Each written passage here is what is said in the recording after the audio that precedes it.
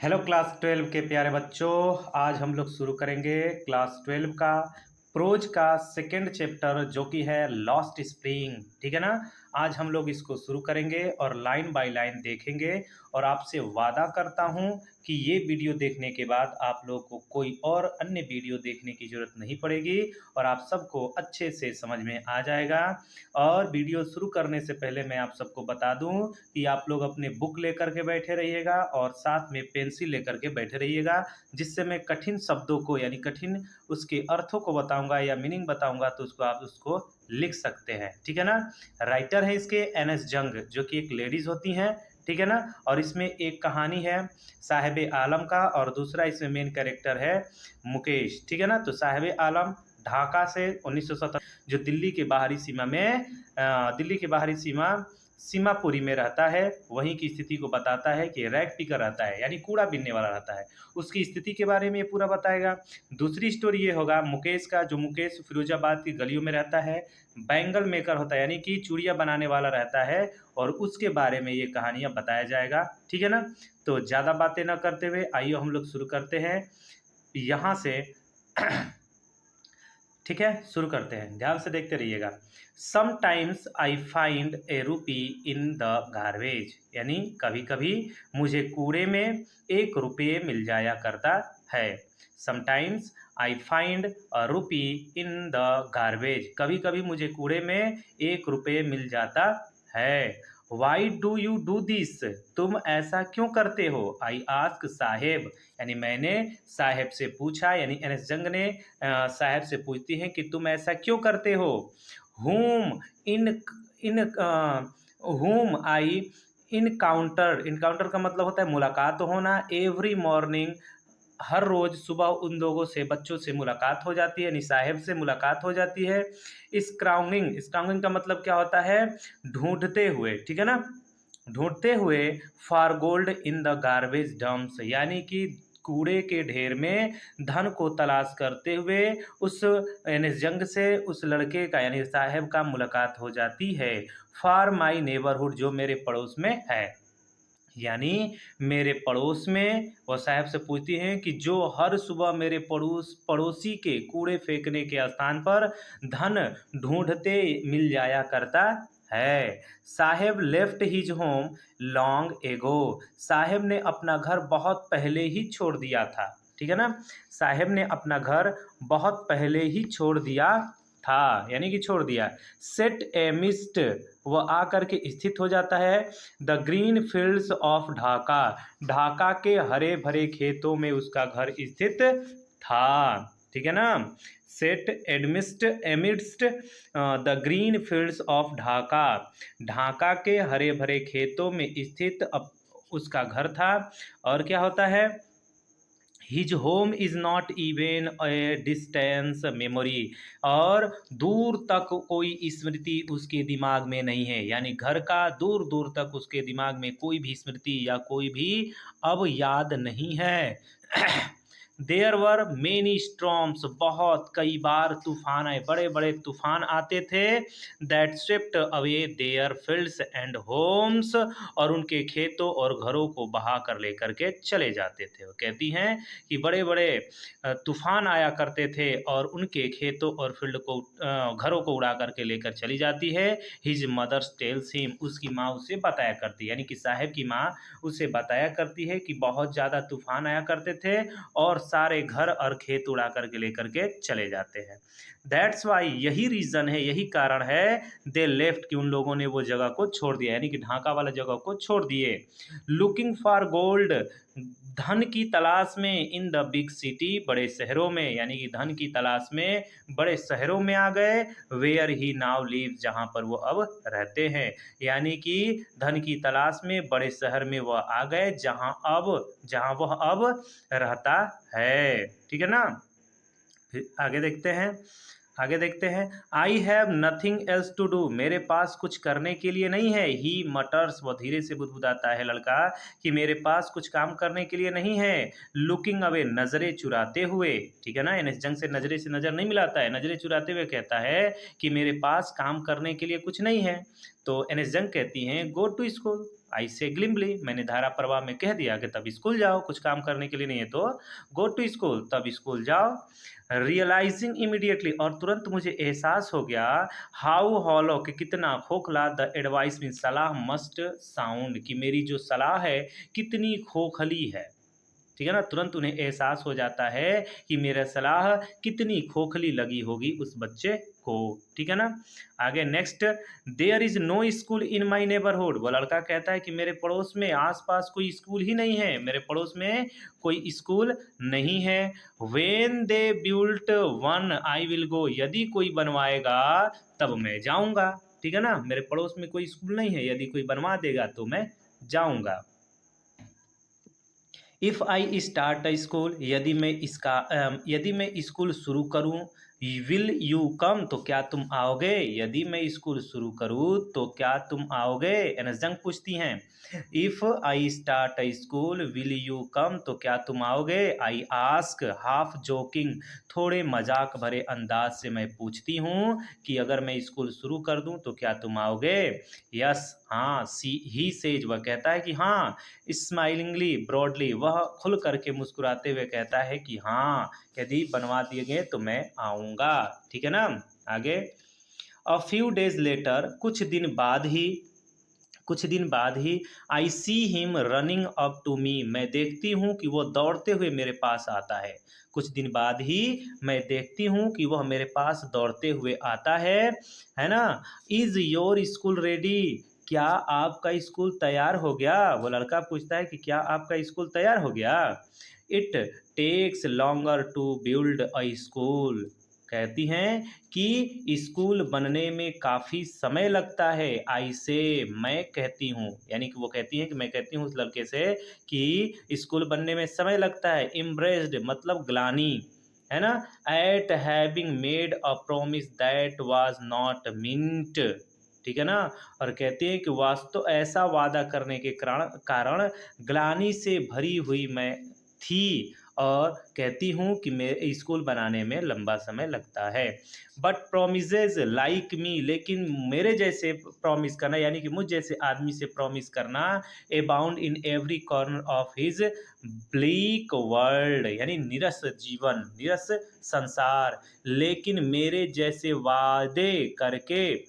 वादे उसके फीके संसार के हर कोने में भर पड़े हैं। आगे देखते हैं फिर से, लेकिन मेरे जैसे वादे उसके फीके संसार के हर कोने में भरे पड़े हैं। ठीक है ना, आगे, आफ्टर मंथ्स ऑफ नोविंग हिम, उसे महीनों जानने के बाद, आफ्टर मंथ्स ऑफ नोविंग हिम, उसे महीनों जानने के बाद, I ask him his name, मैंने उसका नाम पूछा, यानी कि मैं उसकी नाम पूछती हूँ। साहिब आलम ही अनाउंसेज, वह घोषणा करता है कि मेरा नाम साहिब आलम है, यानी कि बताता है कि मेरा नाम साहिब आलम है। ही डज नॉट नो, वह नहीं जानता है, वाट इट मीन्स, कि इसका मतलब क्या होता है, वह नहीं जानता है कि इसका क्या अर्थ है, यानी साहिब आलम का अर्थ क्या है उस साहिब को नहीं पता है। ठीक है ना, आगे, if he new it's mean, अगर उसे इसका अर्थ पता चल जाए, तो अर्थ क्या होता है, लॉर्ड ऑफ द यूनिवर्स, संसार का मालिक। यदि इसके अर्थ यदि उसे इसका अर्थ संसार का मालिक पता लग जाए, यदि उसे पता लग जाता है कि इसका अर्थ संसार का मालिक होता है, he would have a hard time to believe it, तो इस नाम पर विश्वास करना मुश्किल हो जाएगा, उसे इस बात पर विश्वास करना मुश्किल हो जाएगा। अनअवेयर ऑफ, अनजान है, अनभिज्ञ है, अनजान है, of what his name represent, कि उसका नाम क्या प्रस्तुत करता है, क्या अर्थ प्रस्तुत करता है ना। He roams the street with his friends, वह अपने मित्रों के साथ गलियों में घूमा करता है। ठीक है ना, वह अपने मित्रों के साथ गलियों में घूमा करता है।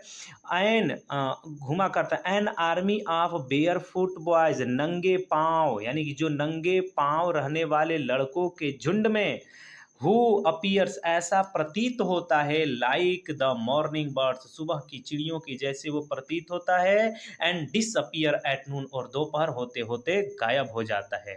यानी कि नंगे पांव रहने वाले बच्चों के झुंड वह चिड़ियों की प्रति यानी सुबह के चिड़ियों के प्रति दिखाई देते हैं और दोपहर होते होते गायब हो जाते हैं।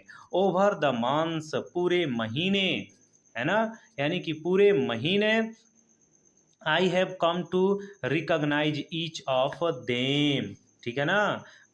पूरे महीने से मिलने के कारण मैं उनमें से प्रत्येक को पहचानने लगी हूँ। पूरे महीने से मिलने के कारण मैं उनमें से प्रत्येक को पहचानने लगी हूँ। रिकॉग्नाइज मीन्स पहचानना। Why aren't you wearing chappal I ask one, मैंने एक से यानी कि एनजंग एक से पूछती हैं कि तुम लोग चप्पल क्यों नहीं पहनते हो। तो my mother did not bring them down from the safe, तो उन बच्चों में से एक बोलता है कि हम लोग की माँ उस जूते या चप्पल को ताखे पर से नहीं उतारती हैं, यानी ऊपर से नहीं उतारती हैं। ही आंसर्स सिंपली, वह बड़ी बड़ी सादगी से उत्तर देता है, ठीक है ना। आगे देखते हैं। इवन इफ, यहाँ तक कि यदि, सी डिड, यदि वह उतार भी देती हैं तो he will throw them off, तो वह उन जूतों को फेंक देते हैं। यदि वह उतार भी देती तो वह उन्हें फेंक देते हैं, ये फेंक देंगे। एड्स अनोदर, दूसरा बच्चा जवाब देता है, हु इज वियरिंग शूज, जो जूता पहना हुआ था, दैट डू नॉट मैच, लेकिन उसका जूता जूता मैच नहीं कर रहा था, ठीक है ना।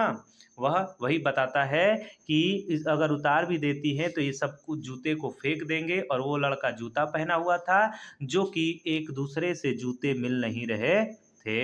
आगे, when I comment on it, जब मैंने इस पर टिप्पणी किया, है ना, है ना, जब मैंने इस पर टिप्पणी करती हूँ, कमेंट करती हूँ, ही सफल्स हिज फीट, वह अपने पैरों को इधर उधर घसीटता है ना।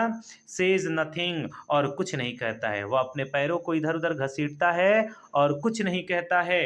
कहता है आई वांट शूज, मुझे जूता चाहिए। सेज अ थर्ड बॉय, तीसरा लड़का कहता है, एक तीसरा लड़का कहता है कि मुझे जूता चाहिए, ठीक है ना।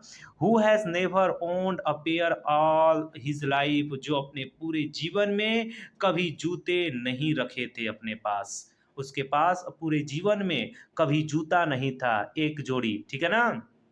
वो कहता है कि मुझे जूते चाहिए। ट्रेवलिंग अक्रॉस द कंट्री, देश भर में घूमते हुए, आई हैव सीन, मैंने देखा है, चिल्ड्रेन वॉकिंग बेयरफुट, की बच्चे नंगे पांव चल रहे हैं। मैंने जंग कहती हैं कि गांव भर में, गांव और पूरे देश भर में घूमते घूमते मैंने देखा है कि बहुत से लड़के नंगे पांव घुमा करते हैं, घूमते हैं, ठीक है ना। कहा गया ट्रेवलिंग, है ना, बेयरफुट इन सिटीज, शहरों में, ऑन विलेज रोड्स, या गांव के सड़कों पर, सिटी में या गांव में लड़के नंगे पांव घुमा करते हैं। इज वन, सॉरी, ऊपर वाली लाइन से है, it is not lake of money, यह पैसे की कमी नहीं है, यह पैसे की कमी के कारण नहीं है ऐसा कि वो चप्पल नहीं पहन रहे हैं। But a tradition to stay barefoot, लेकिन नंगे पैर रहने का एक परंपरा उन लोगों ने बना लिया है, ठीक है ना, नंगे पांव रहने का परंपरा बना लिए हैं।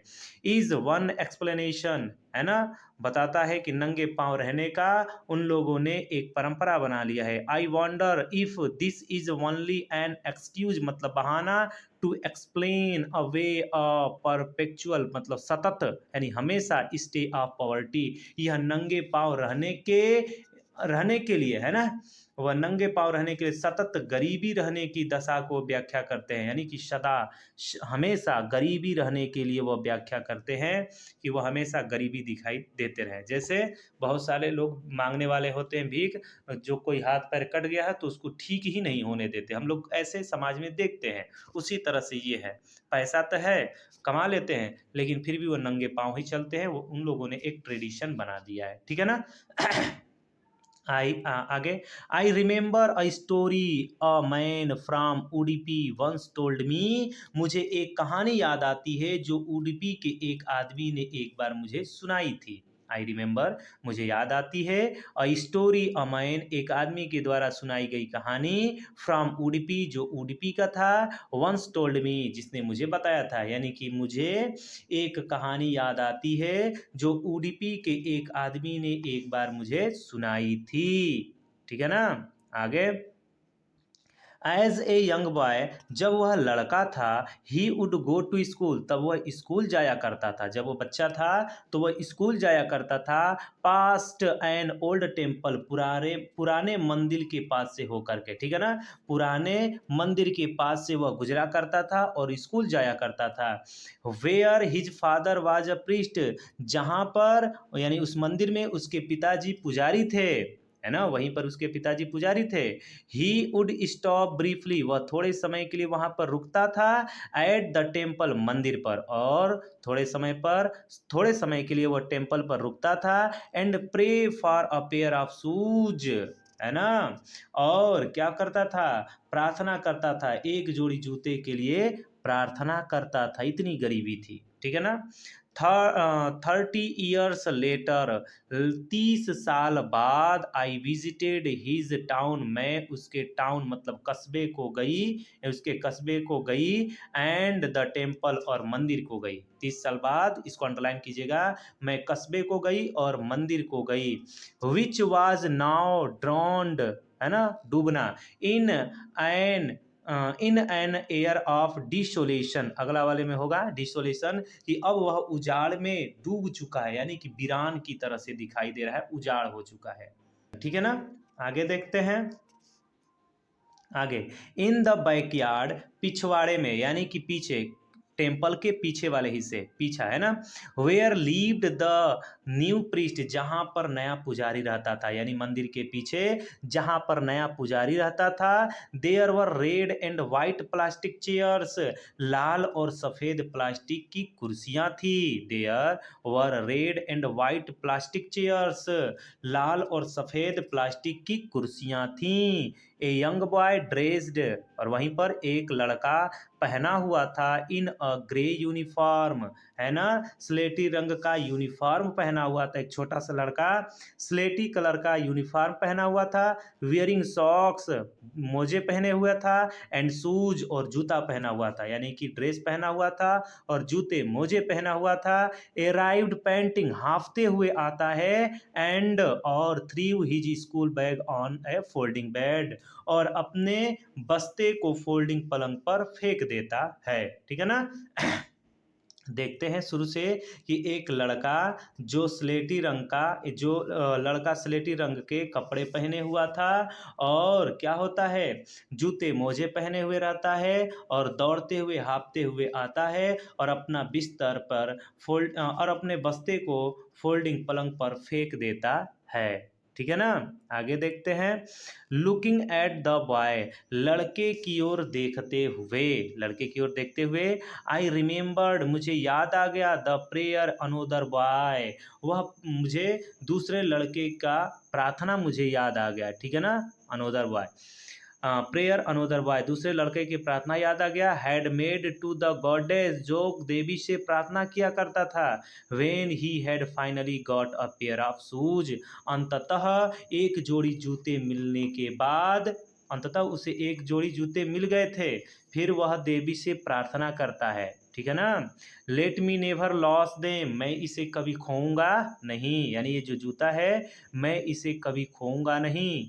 The goddess had granted his prayer और देवी ने उसकी प्रार्थना को स्वीकार कर लिया। The goddess had granted his prayer और देवी ने उसकी प्रार्थना को स्वीकार कर लिया। Young boys like the son of the priest now वोर शूज अब पुजारी के पुत्र की तरह छोटे लड़कों ने जूते पहन रखे थे। फिर से देखते हैं। अब पुजारी के पुत्र की तरह छोटे लड़कों ने जूते पहन रखे थे। ठीक है ना। आगे देखते हैं। आगे क्या है, but many others like the rag pickers लेकिन बहुत सारे अन्य जैसे कि कूड़ा बीनने वाले बच्चे, इन माई नेबरहुड मेरे पड़ोस में, रिमेन शुजलेस आज भी वह जूता रहित हैं, जूते के बिना रहते हैं। ठीक है ना। लेकिन मेरे पड़ोस में कूड़ा करकट बीनने वालों की तरह के अन्य बहुत से लड़के बिना जूता के रहने वाले अभी भी हैं। ठीक है ना? नेक्स्ट देखते हैं। थोड़ा देखते रहिएगा ध्यान से। एक बार में वीडियो ना समझ में आए तो उसको 2 बार 3 बार करके देखिएगा, लेकिन बेहतर है कि एक बार में ही आप सबको अच्छे से समझ में आ जाएगा, है ना? आगे देखते हैं। माई एक्वाटेंस मेरा परिचय विथ द बेयरफुट रैग पीकर्स नंगे पांव कूड़ा बीनने वालों से मेरा परिचय लीड्स मी टू सीमापुरी मुझे सीमापुरी ले जाता है। यानी नंगे पांव कूड़ा बीनने वालों से मेरा परिचय मुझे सीमापुरी ले जाता है। A place on the periphery of Delhi, periphery मतलब होता है बाहरी सीमा, यह दिल्ली का बाहरी सीमा है। 8 माइल्स अवे फ्रॉम इट और लगभग यहाँ से मीलों दूर है, लेकिन यहाँ से वह मीलों दूर है। मेटाफोरिकली मतलब होता है लाक्षणिक रूप से, और लाक्षणिक रूप से फिर भी यह दिल्ली से मीलों दूर है। दोज वे लोग हु लिव हियर आर स्क्वैटर्स, वे लोग जो यहाँ पर गैर कानूनी ढंग से रह रहे हैं। स्क्वैटर्स का मतलब होता है गैर कानूनी। वे लोग जो यहाँ पर गैर कानूनी ढंग से रह रहे हैं। Who came from Bangladesh back in 1971, वे लोग जो 1971 में बांग्लादेश से आए थे वे आज भी गैर कानूनी ढंग से रह रहे हैं। Saheb's family is among them, Saheb का भी परिवार उनमें से एक है। ठीक है ना? सीमापुरी वाज देन अ वाइडरनेस, सीमापुरी पहले क्या था? उजाड़ था। ठीक है ना? सीमापुरी पहले यानी सीमापुरी उस समय बिहड़ था। इट स्टिल इज, यह अभी भी है। But it is no longer empty, लेकिन अब यह खाली नहीं है। खाली नहीं है। ठीक है ना? In structures of mud comma with roofs of tin, यानी कि टीन के छत बने हुए हैं। एंड तारपोलिन और तिरपाल के छत बने हुए हैं टेंट की तरह से। डिवॉइड ऑफ स्वेज यानी नाली रहित घर बने हुए हैं, यानी कि जहाँ पानी ना निकलता हो। Drainage of running a water, और उसके रोड पर ही पानी बहते रहते हैं। लीव 10,000 रैग पीकर्स, और वहाँ पर लगभग 10,000 रैग पीकर रहते हैं। ठीक है ना?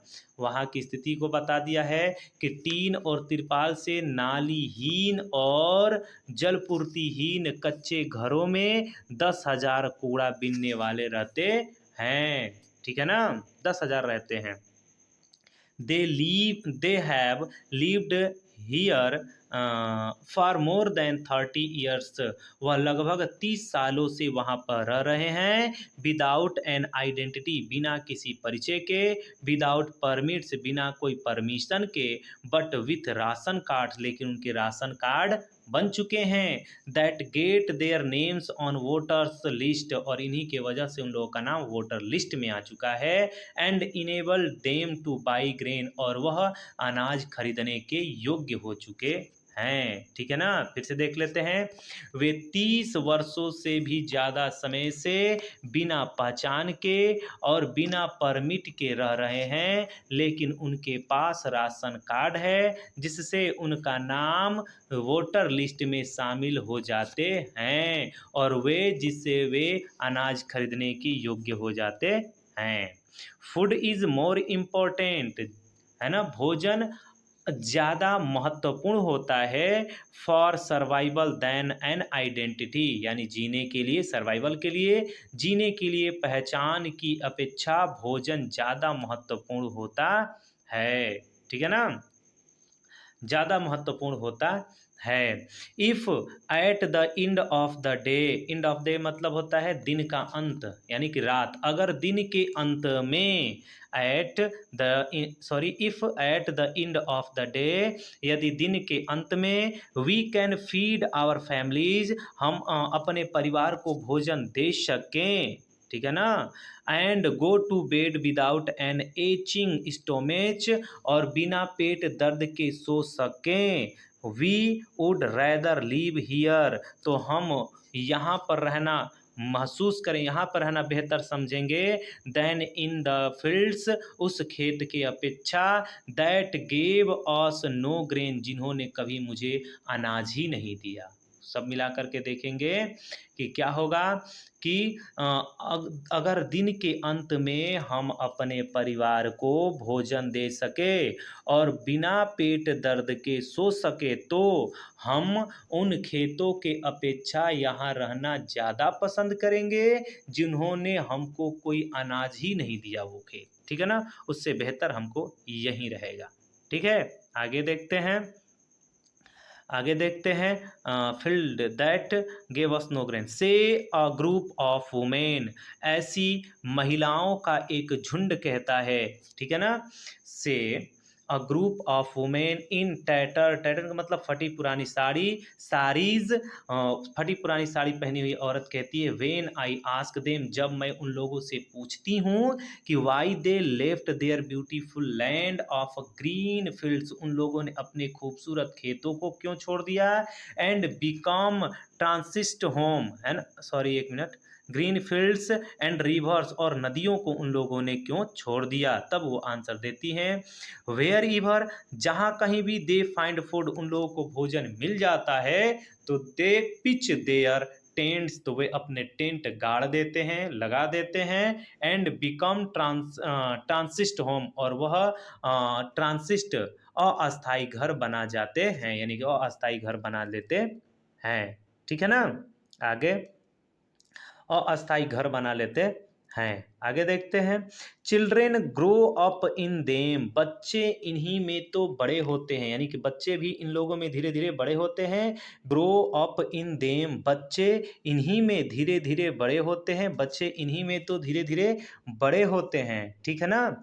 बिकमिंग पार्टनर्स इन सर्वाइवल, और साझेदारी बन जाते हैं, यानी कि पार्टनर बन जाते हैं इस सर्वाइवल के, एंड और सर्वाइवल इन सीमापुरी, और सीमापुरी में सर्वाइवल करना, जीविका चलाना, मीन्स इसका मतलब रैग पीकिंग है, इसका अर्थ कूड़ा बीनना है, यानी कि सीमापुरी में जीविका चलाने का अर्थ होता है कूड़ा बीनना, ठीक है ना? थ्रू द ईयर्स, वर्षों की अवधि में, थ्रू द ईयर्स अवधि में, it has acquired the proportion of fine art, वर्षों की अवधि में इनमें इसने एक ललित कला का रूप ले लिया है, फाइन आर्ट ललित कला का रूप ले लिया है, ठीक है ना?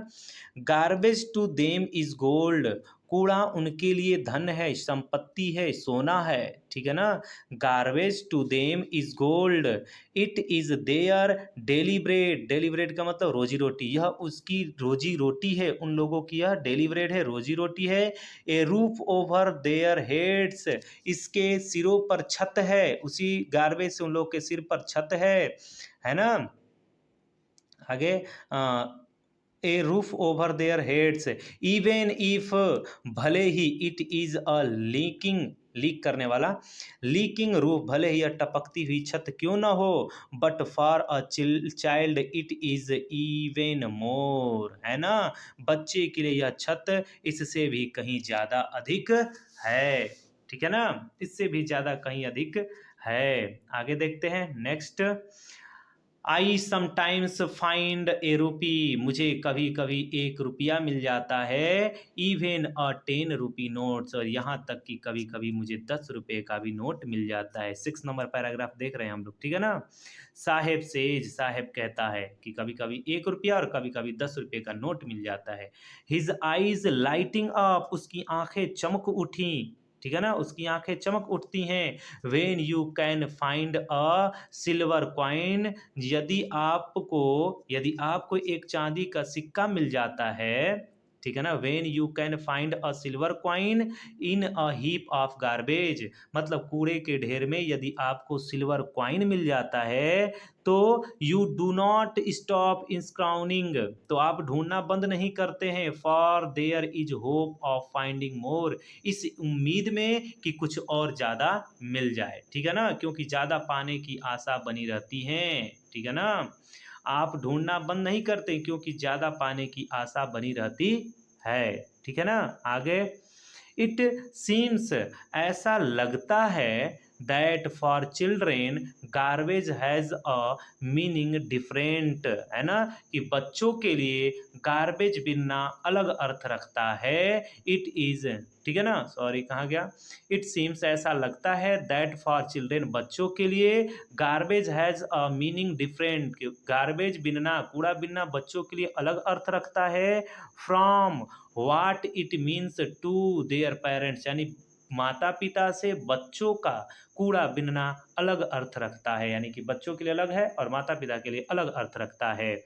फॉर चिल्ड्रेन बच्चों के लिए इट इज रैप्ड, यह ढका हुआ है, रैप्ड मीन्स ढका हुआ है, इन वंडर, यानी बच्चों के लिए यह आश्चर्य से ढका हुआ है। फॉर द इल्डर्स, और बड़ों के लिए it is a mean of survival, बहुत बड़ी बात है, और बड़े बूढ़ों के लिए जिंदा रहने का साधन होता है। जो कूड़ा करकट है बच्चों के लिए एक आश्चर्य से भरा पड़ा है, लेकिन बड़े बूढ़ों के लिए यह जीने का एक साधन है। अगला देखते हैं 7 नंबर।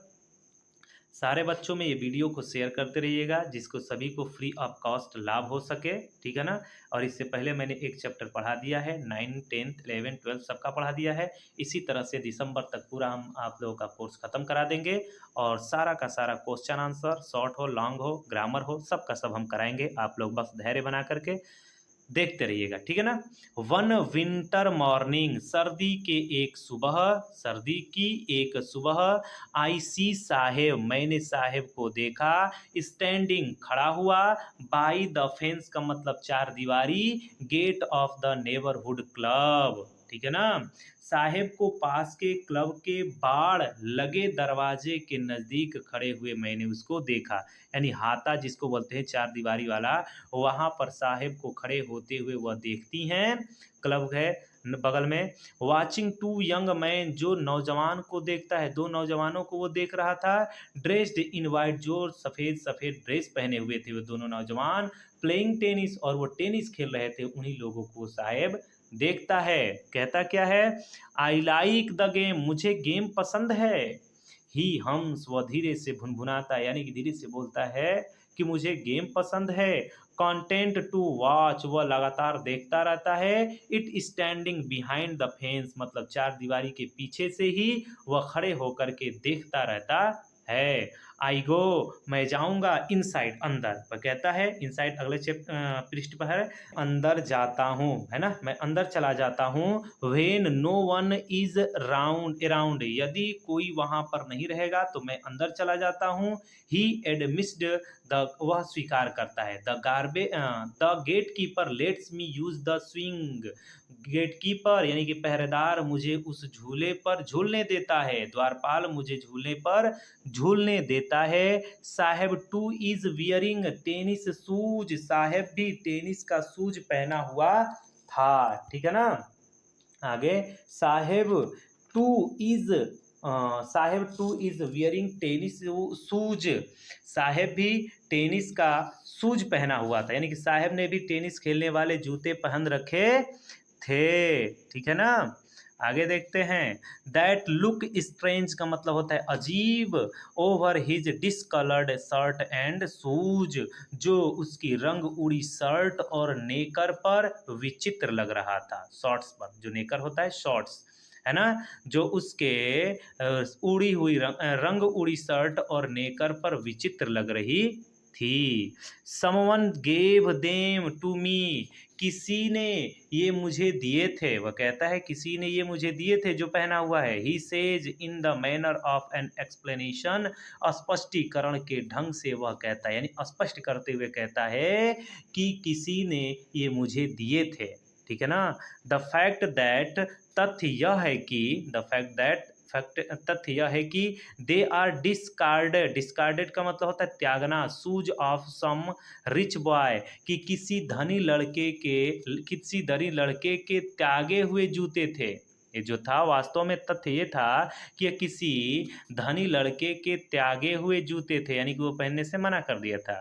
हु परहैप्स, परहैप्स का मतलब शायद, रिफ्यूज का मतलब होता है मना करना, टू वियर देम, शायद वह लड़का उसे पहनने से मना कर दिया था because of a hole in one of them, शायद उनमें से उन जूतों में से किसी एक जूते में होल था, इसलिए उसने पहनने से मना कर दिया था। डज नॉट बोथर, बोथर का मतलब परेशान करना, ही मीन्स उसे, और उसे परेशानी नहीं करता था, और वो जो छेद था उस साहेब को परेशानी कुछ नहीं कर रहा था, ठीक है ना, कोई दिक्कत नहीं था। For one who has walked barefoot, है ना, बेयर फूट, जो नंगे पाँव घूमा घूमा है, वे लगा जो नंगे पाँव घूमा है। हु, फॉर, सॉरी यहाँ से, for one who has walked barefoot, ऐसा लड़का जो नंगे पाँव घूमा है। Even shoes with a hole is a dream come true, है ना, नंगे पाँव घूमा है, छेद वाले जूते भी सपने के सच होने से कम नहीं है उसके लिए। छेद वाले जूते ही सपने के सच होने से कम नहीं है उसका, कभी वो जूता पहना ही नहीं है, लेकिन छेद वाला ही मिला है, लेकिन उसके सपने से कम, सपने सच होने से ज़्यादा नहीं है, ठीक है ना। ऐसा लग रहा था कि उसका सपने सपने के सच होने से कम यह नहीं है, ठीक है ना।